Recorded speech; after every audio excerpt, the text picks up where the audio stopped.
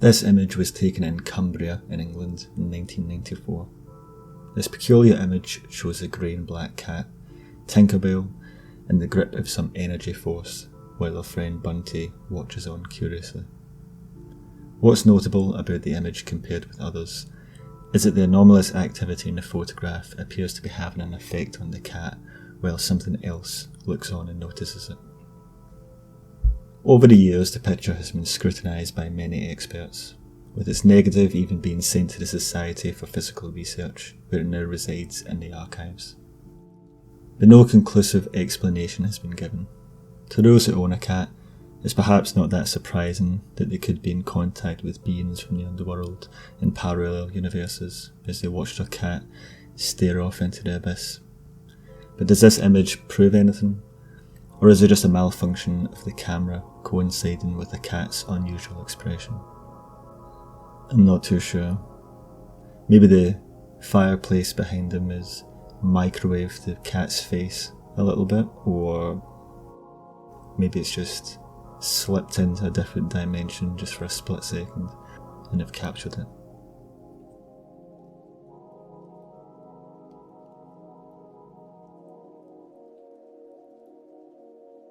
When the Thompson family visited the Church of the Holy Sepulchre in Jerusalem in 1990, they knew it would be a spiritual experience.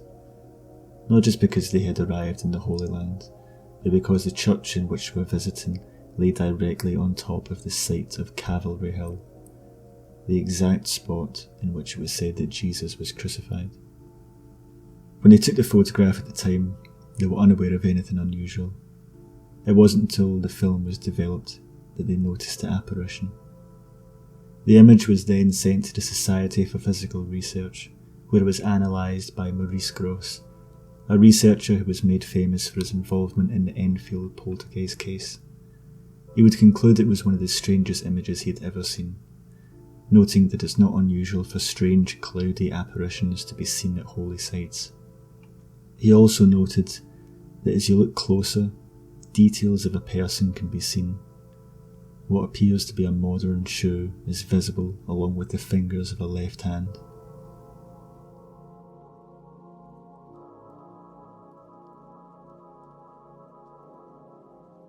On December 4th, 1924, two sailors, James Courtney and Michael Meehan, were working on board the SS Waterton when they tragically fell victim to gas fumes that would claim their lives. Shortly after, they would be buried at sea, their bodies placed overboard to lay rest deep in the Pacific Ocean. Shortly after this, crew members of the Waterton started reporting the image of the dead men's faces being seen on the side of the ship in which the bodies were thrown over. After this, other crew members became adamant that they started to see bobbing heads of the deceased crewmates bobbing up and down in the waves. They would always appear to be about 40 feet away from the ship and remain staring at the Waterton for around 10 seconds before disappearing each time. Weeks later, when the ship was on its return journey through the same area of the ocean, and the sightings of the two men were still taking place, the SS Waterton's captain, Keith Tracy, decided to photograph the apparitions, with this being the result: two sunken, grainy faces visible in the choppy waves. The caves, situated in the southwest of France, hold a turbulent history, having once been the hiding place for Protestant worshippers who were persecuted by Louis IX. When British tourist Mrs. Cayley visited the caves in October 1986, she asked if she could be left alone for several minutes so she could get a clear view of the stalactites dripping from the ceiling. She insisted she was alone as she took the image on a cheap disposable Kodak camera. Once back at home in England, the film was developed in Leamington, and the apparition in the foreground was soon revealed. What perhaps is most significant is that although the shrouded figure has been bleached out by the camera's flash, long, slender fingers, two of which are seen wearing rings, can be seen extended and balancing against the safety rail, as though the figure was gazing deep into the caves. Were it not for the history of the cave, it could be assumed that the figure was perhaps an anomaly of the camera, or a person not seen by the photographer, but with Mrs. Keeley being adamant she was alone, and the knowledge that the caves holds a brutal and bloody history, it's easy to imagine it the figure being a long forgotten victim of the cave's violent past. Taken in the church that resides in the grounds of Arundel Castle during the middle of the Second World War, the castle, along with its chapel, has a long haunted history. Having been built in the site of an ancient Norman priory, St. Nicholas's Church at Arundel holds a long and tumultuous history. Unfortunately, nothing is known of the photographer of this image. However, many have made guesses to the identity of the apparition.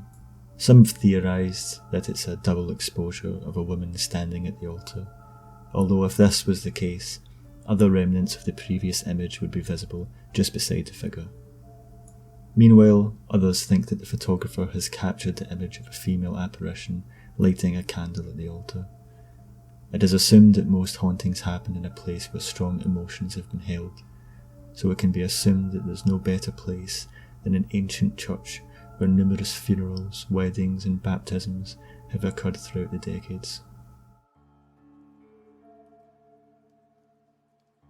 The image of the little girl in the foreground, playing in a stream, was taken by her father on a hot summer afternoon on the 11th of August 1982, between 2 and 3 p.m.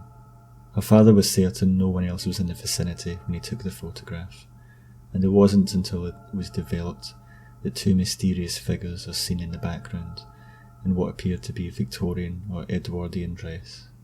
These figures also appeared in the negative of the picture, so the father being intrigued, he passed the image on to professional photographer and psychic investigator Cyril Permut, who was so captivated that he would seek out a reading of it from an unknown medium. According to Permut, the medium could also see the other entities within the area that the photograph was taken, giving specific dates in which they hailed from. There are various theories for the figures being in the background, from it just being a hoax to perhaps the photographer not noticing the presence of other people in the area. Yet one compelling theory is the possibility of a time slip, a scenario in which the two children from the past were playing in the same stream as the girl in the foreground, with their two worlds overlapping and interweaving with each other. Taken on a deathbed of the photographer Dr. Barudik's wife in 1907, it shows what appears to be three cloud-like orbs exiting her body. These orbs, Barudik insists, are evidence of her soul leaving her body as she died. After this, he would extensively study the subject of energy outside of the human body, writing a book called The Human Soul that was published in 1913. To this day, many people believe that Barudik did indeed capture an image of his wife's soul travelling to the afterlife. Yet another explanation given by a professional photographer is that tiny pinholes could have been present in the bellows behind the lens, which could have created the effect in the photograph if it was taken with a long exposure. Whether the image of the three orbs was accidental or not, it can definitely be assumed that the timing of their appearance during the death of Barudik's wife is definitely significant.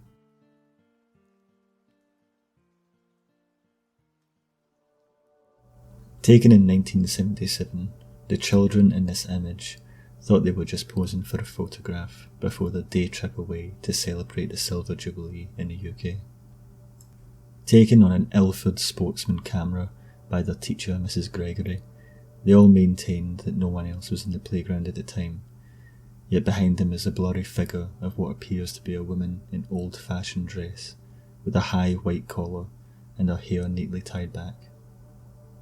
When studied by a photography expert, it was concluded it couldn't be a double exposure or the result of blurry apparition being created by a shaky camera, as the children in the foreground are relatively in focus. It appears peculiar that the figure behind them is blood, as though moving at a high speed. Perhaps someone ran by the children unnoticed as the photograph was being snapped, but many believe that they're witnessing the departed soul of a former teacher still patrolling the school grounds.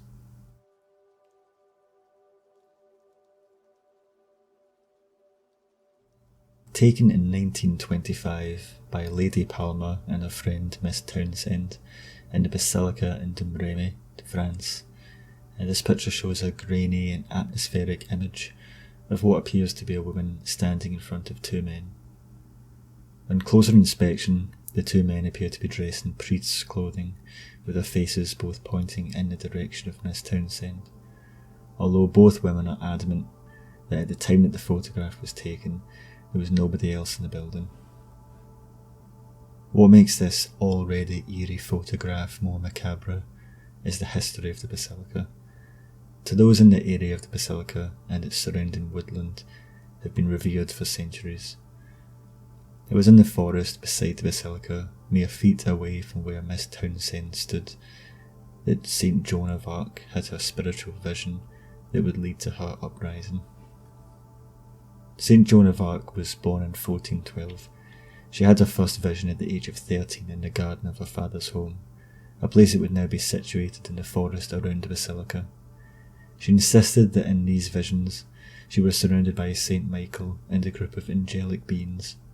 For years these angels would return to her, insisting that she should aid the French crown in preventing the English from invading France.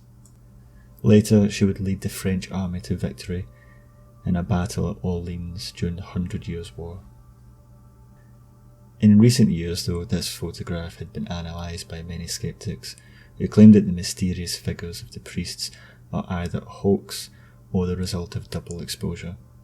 Yet one interesting theory is that they appeared due to a phenomenon called photography, an unproven concept where a person is so fixated on a certain object that it appears on film through the power of their subconscious. Could that be Miss Townsend and Lady Palmer, who were already familiar with the mysterious history of the basilica and the woodland surrounding it? Is it possible that they've projected the ghostly figures onto the film themselves? Or is it merely just a trick of the camera?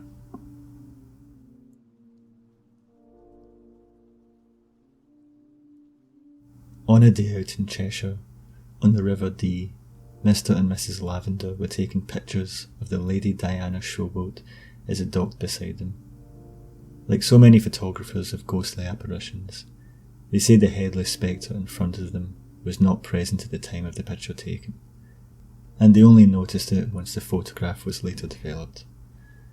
It was soon printed in the Liverpool Daily Post in August 1994, with many theories by its readers coming to light. Some people said it was simply the image of someone bending over, while others concluded a tailor's dummy had been placed in the shot or that the image was superimposed on top. Yet these explanations have been argued against. The bend of the neck would be unnatural to the point of being impossible. Also, the presence of a randomly placed headless tailor's dummy being unnoticed also seems quite unlikely.